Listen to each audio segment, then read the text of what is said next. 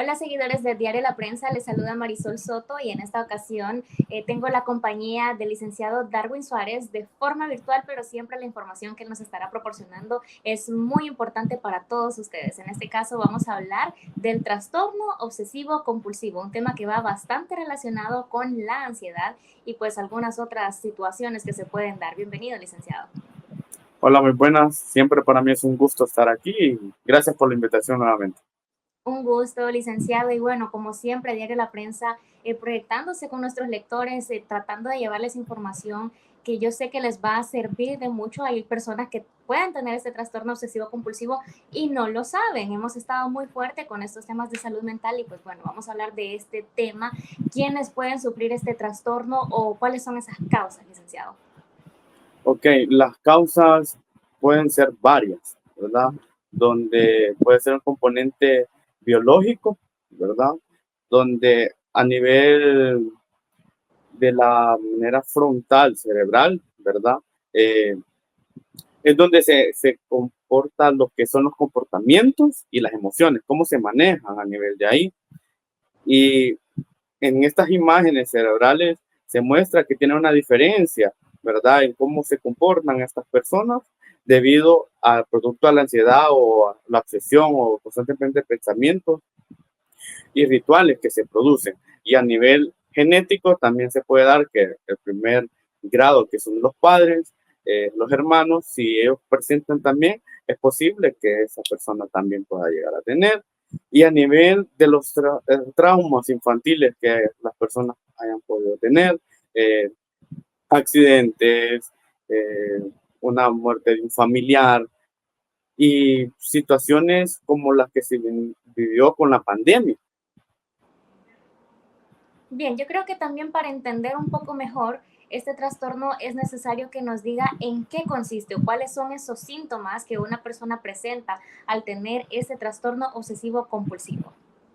Ok, se deriva en la obsesión, que es los pensamientos como tal, que son aquellos pensamientos intrusivos que pienso, ok, siento miedo, por ejemplo, a contaminarme, entonces me paso lavando las manos, ando gel, eh, y ya el componente compulsivo es como yo actúo, que tengo que estar lavándome las manos a cada rato, porque siento que si no lavo tal vez a una fruta o algo me voy a enfermar y me voy a poner mal o me voy a morir. Entonces, ya esta combinación es el pensamiento como tal y cómo actúo, qué comportamiento. Entonces, estas situaciones se van a ir dando eh, frecuentemente y se vuelve un ciclo. Y este ciclo es donde la obsesión me produce lo que es la ansiedad. Después hago la compulsión, que es actúo como tal, y ya cuando recibo el alivio, es como que, oh, ok, pero después vuelve ese ciclo nuevamente. Bien, entonces también estamos hablando de que este trastorno se dio bastante cuando estábamos en pandemia, aquellas personas que tenían aquel miedo terrible de enfermarse, aquella gente que ni siquiera salía de sus casas, que ni siquiera abría las ventanas de sus casas por aquel temor de enfermarse, de morirse incluso, o los que tenían niños o personas mayores en las casas, que sabemos que el COVID se ensañó bastante con las personas de la tercera edad, pero ese miedo que no los dejaba hacer absolutamente nada. Esto se deriva pues de esos comportamientos. Sí, porque no sé si acuerda cuando nosotros o las personas iban a comprar la comida, ¿verdad? Lavaban frecuentemente toda la comida para que estar bien por el virus. Pero producto a que pasó pandemia, adoptaron eso y se adoptó ese miedo a que cualquier germen o algo me voy a enfermar y me puedo morir. Se elevaron los niveles de ansiedad y estos comportamientos fueron afectando a nivel donde que ya el componente social de ellos se fue deteriorando. Por ejemplo, también las personas que sufrieron bullying en escuela, eh, y ya ven ciertos comportamientos de otras personas, me va a suceder lo mismo. Entonces ellos empiezan a actuar, a como a aislarse, a ponerse en modo defensivo, no quiero que me vuelva a pasar esto lo mismo, y buscan la manera para controlar esa situación. Entonces ese pensamiento, ok, me va a pasar lo mismo porque yo no puedo pertenecer a este grupo, porque no tengo la valía, etcétera, etcétera, y empiezan aquellos pensamientos, ya se va sintiendo mal, entonces busca la forma de actuar y se busca aislar, evita acercarse a este tipo de personas y así sucesivamente se van controlando. Otra forma también es que buscan mantener todo simétrico, las personas, ¿verdad? Con TOC, le gusta mantener todo en orden, de cierta manera, y quieren mantener todo en orden, que al momento en que miran algo desordenado, se ponen de mal humor, empiezan a querer volver a arreglar, y así también, como esta forma, suele suceder de las personas al momento de salir, que revisan todo de su hogar, eh, con aquel miedo que vaya a pasar, que si el chimbo, que si la luz, que si un cable se pueda, eh, intentan apagar todo para que ese cable no vaya a dar un cortocircuito y se vaya a quemar la casa, producto tal vez a eventos pasados o que han visto en el entorno de las redes sociales, porque eso altera un poco más y esa ansiedad va creciendo muy poco a poco cuando se forma este trastorno obsesivo compulsivo desde el pensamiento hasta la forma como actúa.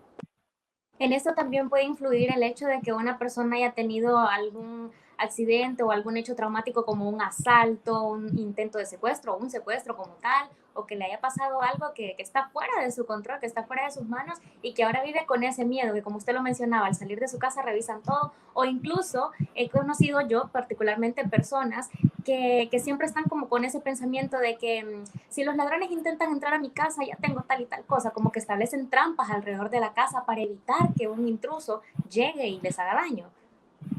Claro, porque del trauma que vivieron, ya sea en un accidente de vehículo, ellos van pensando al momento que les toca viajar a otro lugar, ya van pensando, me puede pasar esto, puede venir un carro aquí, y empiezan a pensar toda esta forma, y cuando ya van en viaje, van como viendo todo para mantener el control, eh, ponen ese su cinturón, o van poniéndose cosas, eh, alejan un poquito, si van de copiloto, alejan un poquito el asiento porque piensan que de esa forma no les pueda llegar a afectar. Y así un montón de ideas que viene porque va generando la ansiedad, ¿verdad? Y al nivel de un asalto, ya evitan como querer salir o ir a lugares precisos o donde es de forma estereotipada está como que eso es un barrio peligroso o por qué voy a ir ahí si me va a pasar esto. Y tal vez ya cambió el entorno de ahí, pero ya igual tiene ese trauma. Ahora que lo menciona también, esto entra en aquellas personas que tienen aquel miedo de subirse a los aviones, que cuando van en los aviones de repente se ponen muy tensos o lloran, o incluso hay personas que se toman alguna pastilla para dormirse al momento del despegue o al momento del descenso del avión porque les da como esa ansiedad de que algo va a pasar. Sabemos que han ocurrido accidentes, ¿verdad? Y tal vez se llenan de esas malas noticias. Hace como un mes o 2 meses más o menos se viralizó bastante el video de un avión en Brasil que se estrelló de una forma terrible. Entonces de repente ese tipo de noticias también puede ser que la persona tal vez no lo ha vivido, pero el estar expuesto a las noticias también puede ser un factor influyente. Claro, porque exterioriza esas situaciones y las hace propias, ¿verdad?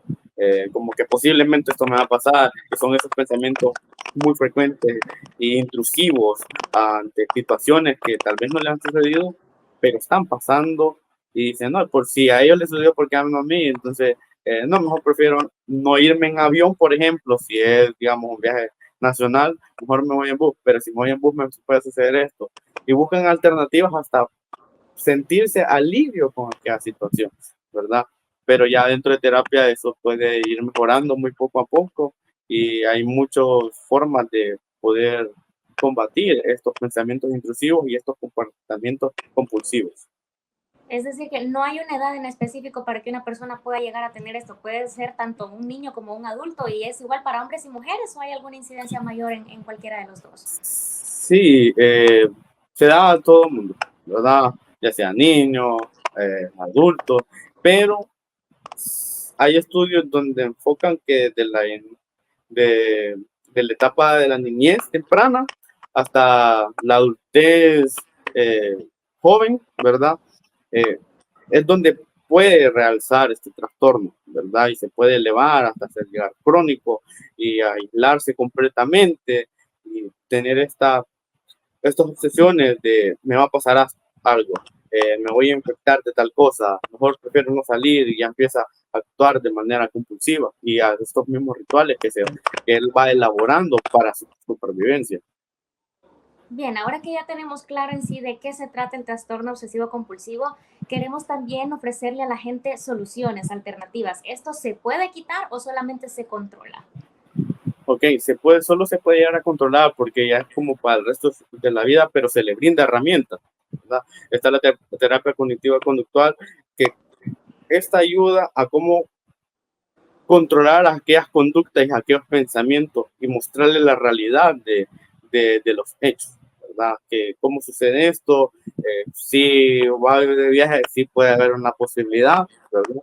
Pero si ya va con un conductor que es experimentado, pues que busca alternativas y esta terapia ayuda mucho a comprender el trastorno como tal y nuestros pensamientos y comportamientos como tal. Ahora, existe la terapia de exposición, ¿verdad? Que es la prevención a la respuesta.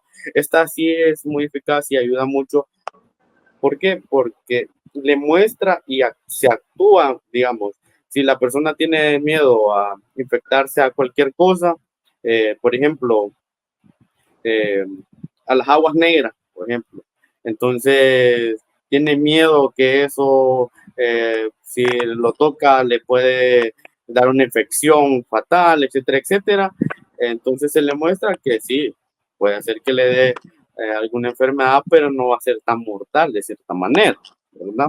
O se le muestra precisamente cómo es la respuesta ante esa situación y se le muestra lo que es la realidad debido a muchos factores que pueden llegar a ver. Entonces, esta terapia ayuda mucho a sintetizar la respuesta como tal y cómo tenemos esa prevención al momento de actuar a ciertas situaciones que nos pueden llegar a suceder en nuestras vidas. Bien, y una persona que convive con alguien que tiene este trastorno puede aprender esta conducta, o sea, es decir, si mi mamá, por ejemplo, lo tiene, yo también podría llegar a ser así porque lo aprendió, porque lo heredé de ella, o ya es cuestión individual de cada persona. Ok, si ya es manera genética, posiblemente pueda llegar a tener, ¿verdad? Pero no es como una probabilidad tan grande. Pero si se vive con una persona, pues se puede llegar a comprender y entrando en terapia, pues se puede dar mucho para que no sea más grave en el núcleo familiar, ¿verdad?